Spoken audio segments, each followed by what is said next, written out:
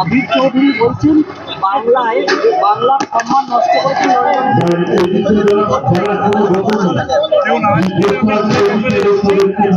যদি সেই ব্যাপারে কোনো প্রশ্ন থাকে করুন, আমি দেবো।